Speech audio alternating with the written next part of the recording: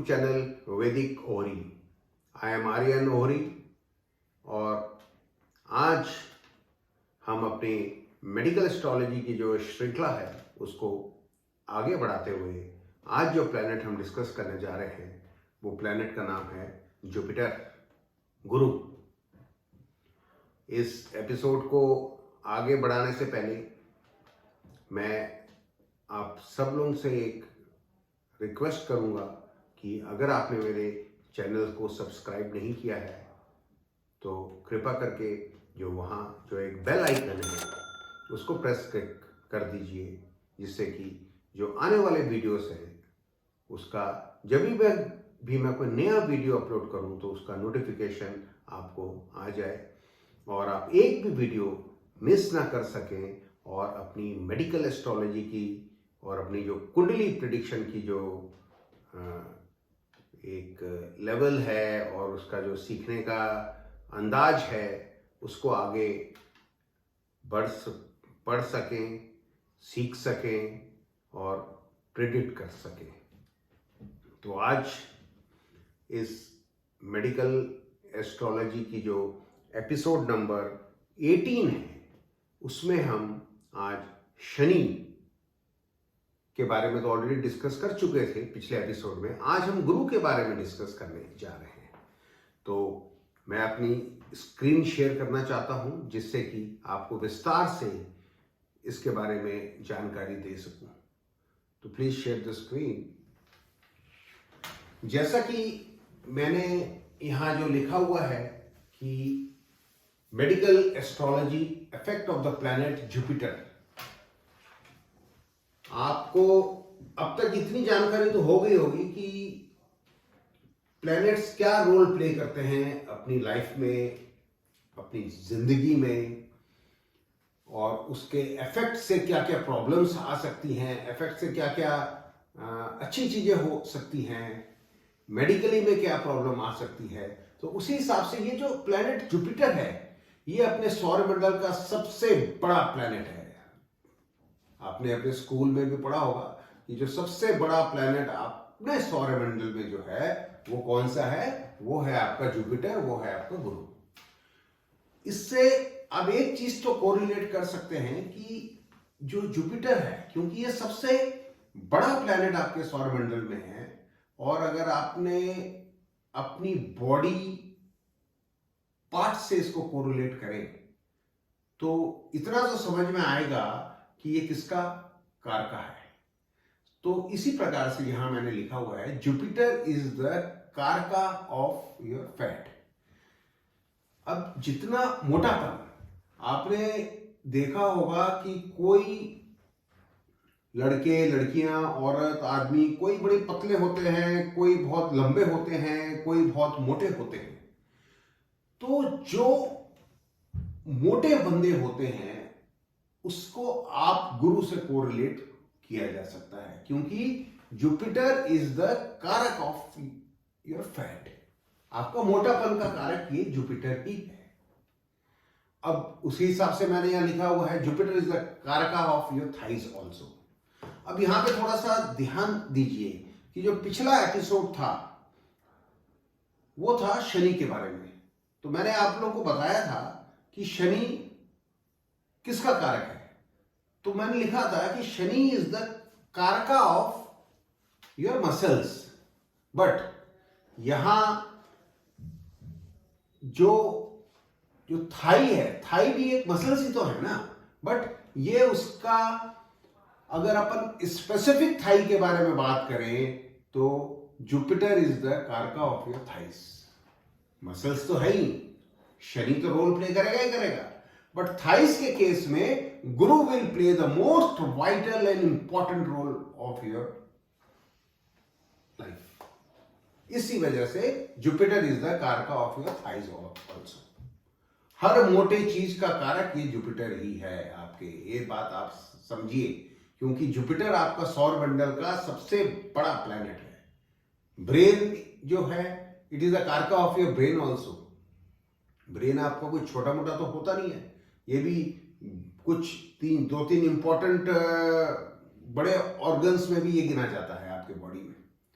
तो इस हिसाब से you can correlate the brain with the Jupiter, the गुरु। उसी हिसाब से the kidney, so kidney is also the your कारका of the Guru. You can correlate Jupiter with the kidney. Kidney related problems जो भी अपने लाइफ में आएंगी या आने वाली हैं, उसको हम जुपिटर से भी कोरिलेट कर सकते हैं। एक दो ग्रह और भी हैं, उसके बारे में मैंने आपको पहले भी बताया है, but Jupiter is also one of the planets where you can correlate the kidney with this. Similarly, your liver, your lungs. The liver is also the karka of your Jupiter, as well as your lungs is also the karka of your Jupiter, as well as your ears is also the karka of your Jupiter. तो आप देखिए कितने body के parts का ये कारक है। और आपको, अगर आपको ये छोटी सी चीज याद होगी, आपने पुराने एपिसोड में मैंने बताया था कि जितने भी जो कुंडली थी आपकी, ठीक है, उसमें जो 12 घर थे, जो 12 आपके हाउसेस थे, उसमें जुपिटर 5 हाउसेस का कारक है। सबसे ज्यादा 5 घरों का कारक जुपिटर है आपके कुंडली में। उसी हिसाब से यहां भी आप देखिए कि ये कारक किसका किसका है, brain, kidney, liver, lungs, ear, आपके इवन फैट का तो अगर है ही, थाइज, इवन आपका जो टंग है उसका कारक भी ये गुरु ही है। आपकी जो मेमोरी है, आपकी जो मेमोरी पावर है, आपकी जो याद करने की जो क्षमता है, और स्कूल या कॉलेज में या और उसमें आप देखा होगा कोई बच्चा बड़ा शार्प होता है, बड़ा इंटेलिजेंट होता है, वो सारी की सारी चीजों को बाय हार्ट कर लेता है। बिकॉज क्यों होता है? बिकॉज उसका गुरु बहुत स्ट्रांग होता है, उसकी मेमोरी बहुत स्ट्रांग होती है। इसी वजह से गुरु का आपकी कुंडली में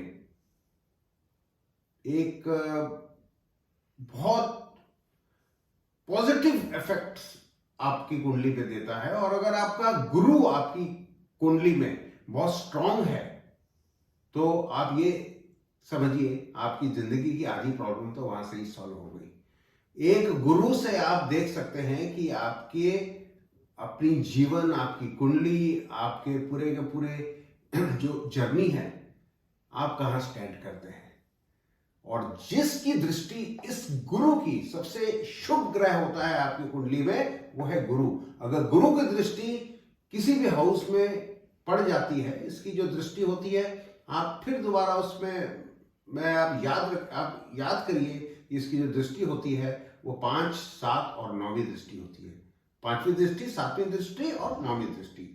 तो जिसकी दृष्टि, गुरु की दृष्टि अगर जिस हाउस में पड़ती है तो उस हाउस का तो कल्याण हो ही जाता है। उसी हिसाब से ये जो स्प्लीन्स है आपकी बॉडी का, जो ये स्प्लीन्स है, ये जो स्प्लीन्स है, ये 2 तरीके से इंपॉर्टेंट रोल प्ले करता है कि आपकी जो मेमोरी और आपका जो ब्लड का जो वो है, उससे ये कोरिलेट कर सकते हैं। तो उसी हिसाब से ये जो स्प्लीन है, ये भी आपका जुपिटर से अपन कोरिलेट कर सकते हैं। उसी हिसाब से मैंने यहाँ जो नीचे लिखा हुआ है, the week Jupiter can give diseases related to the ear. कान से संबंधित प्रॉब्लम्स जुपिटर से आ सकती हैं। आपकी जुबान से संबंधित प्रॉब्लम जुपिटर से आ सकती हैं। मेन आपकी मेमोरी से संबंधित प्रॉब्लम जुपिटर से आ सकती है। अगर जुपिटर आपका एफ्लिक्टेड है, जुपिटर अगर आपका डिग्री वाइज कमजोर है, जुपिटर अगर आपका नीच का है, जुपिटर में कोई मेलेफिक इन्फ्लुएंस है, या फिर कोई राहु केतु शनि मंगल की दृष्टि है, या फिर जुपिटर जो है आपका कोई नीच का होते हुए और डिग्री वाइज कमजोर होते हुए, और कोई तरीके से इसमें बाधा आती है, जिससे, जैसे कि अगर ये सूर्य के साथ बैठ गया और उसकी जो डिग्री वाइज दोनों की दोनों 13 डिग्री से कम है तो आप ये मान के चलिए कि सूर्य उस ग्रह को जला देता है। तो उस हिसाब से मेरा कहने का मतलब ये है कि जो जुपिटर है ये अगर आपका एफ्लिक्टेड है तो आपकी मेमोरी एफ्लिक्टेड होगी ही होगी।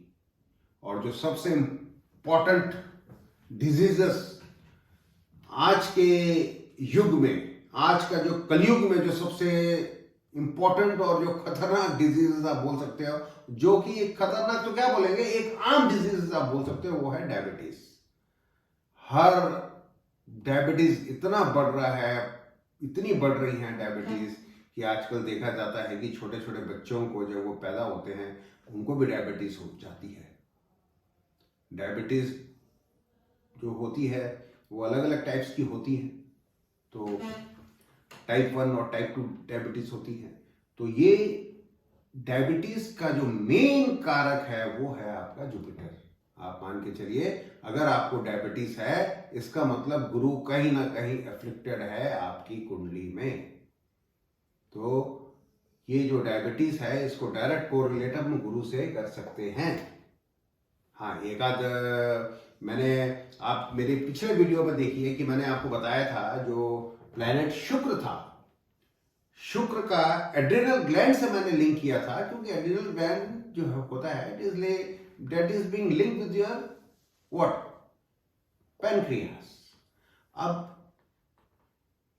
एक तरीके से शुक्र भी देखा जाए, अगर आपको डायबिटीज है तो आपको शुक्र का भी आपको देखना पड़ेगा, क्योंकि जो शुक्र है, जो आपका एड्रिनल ग्लैंड है, वो किसको रिलेट करता था, पैनक्रियास को। तो अगर आपको डायबिटीज है तो ऐसा नहीं है कि आपने सिर्फ गुरु को देख लिया और बोल दिया, तो शुक्र भी कहीं ना कहीं रोल प्ले करता होगा आपके डायबिटीज के लिए, कि आपको टाइप 1 है या टाइप 2 है, कि किस टाइप की डायबिटीज है ना। तो उसी हिसाब से आप अब इसको थोड़ा सा प्रिडिक्शन करना चालू करिए। प्रिडिक्शन कैसे करेंगे? फॉर एग्जाम्पल, मैंने आपको अपने पिछले एपिसोड्स में बताया था कि जो ब्लड प्रेशर का जो कारक है, शुरू के जो एपिसोड में, वो कौन सा था, वो मंगल था। बट इसके पहले जो मैंने एपिसोड में बताया कि जो ब्लड प्रेशर का जो कारक है वो शुक्र भी है।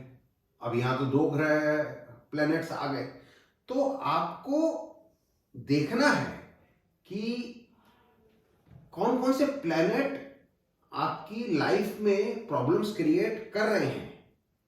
उसी हिसाब से आप उसको एक सही प्रिडिक्शन कर पाएंगे। तो और मैंने आपको अपने पिछले एपिसोड में यह भी बताया था कि अगर किसी को स्किन की प्रॉब्लम है तो वो मरकुरी से भी है, और किसी को स्किन की प्रॉब्लम है तो वहां शनि भी इंपॉर्टेंट रोल प्ले करता है। तो ये दोनों के दोनों, इवन अगर आपको स्किन की जैसे प्रॉब्लम होती है तो आपको मरकुरी और शनि दोनों को ही देखना पड़ेगा। तो उसी हिसाब से अगर आपको डायबिटीज की प्रॉब्लम है तो ये इंपॉर्टेंट रोल तो प्ले करता ही करता है, बट दूसरे प्लैनेट को भी अपने को देखने पड़ेंगे। तो उसी हिसाब से आज मैंने आपको विस्तार से जो सबसे बड़ा प्लैनेट अपने सौरमंडल का है गुरु, सबसे शुभ प्लैनेट अपने कुंडली में जो होता है वो होता है गुरु, उसके बारे में मैंने आपको एक विस्तार से जानकारी दी। और आने वाले एपिसोड्स में जो बचे हुए ग्रह हैं उसके बारे में भी मैं आपको बताऊंगा। और मैं समझता हूं कि आपको मेरा एपिसोड्स, मेरे जो एक्सप्लेन करने का जो नज़रिया है वो समझ में भी आ रहा होगा और अच्छा भी लग रहा होगा। तो अगर आपको अच्छा लगता है, अगर आपको समझ में आ रहा है तो मुझे सब्सक्राइब करना ना भूलिए। इसी के साथ मैं आज अपने एपिसोड्स को विराम देता हूं। जय हिंद, जय भारत।